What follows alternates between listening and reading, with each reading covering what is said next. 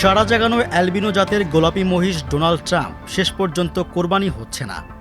স্বরাষ্ট্র মন্ত্রণালয়ের নির্দেশে মহিষটিকে জবাই না করে প্রাণী সম্পদ অধিদপ্তরের মাধ্যমে চিড়িয়াখানায় নেওয়া হচ্ছে। এজন্য ক্রেতাকে মূল্য ফেরত কিংবা সমমূল্যের গরু বা মহিষ দেয়া হবে বলে জানিয়েছেন মহিষটির ক্রেতা মনিরুজ্জামান। কেরানীগঞ্জের জিঞ্জিরায় ক্রেতার বাসা থেকে ২৭ মে বিকেলে মহিষটি কেরানীগঞ্জ মডেল থানায় নেওয়া হয়। প্রাণীটিকে একটি মিনি ট্রাকের উপর রাখা হয়েছে। থানার ভারপ্রাপ্ত কর্মকর্তা রুহুল কুদ্দুস বলেন, বিরল প্রজাতির প্রাণী বিধায় এটাকে প্রাণী সম্পদ মন্ত্রণালয়ে হস্তান্তর করা হবে।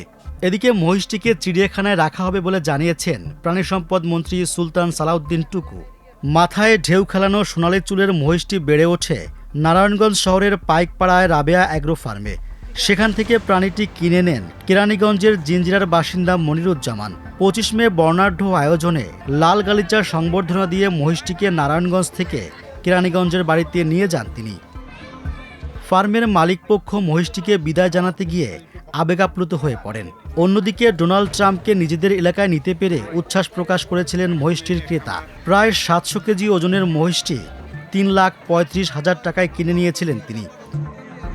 ডোনাল্ড ট্রাম্প নামের মহিষটিকে নিয়ে সংবাদ প্রচারিত হলে সেটি দেশ বিদেশে ভাইরাল হয়ে পড়ে। অসংখ্য মানুষ প্রতিদিন মহিষটিকে এক নজর দেখার জন্য খামারে ভিড় করে।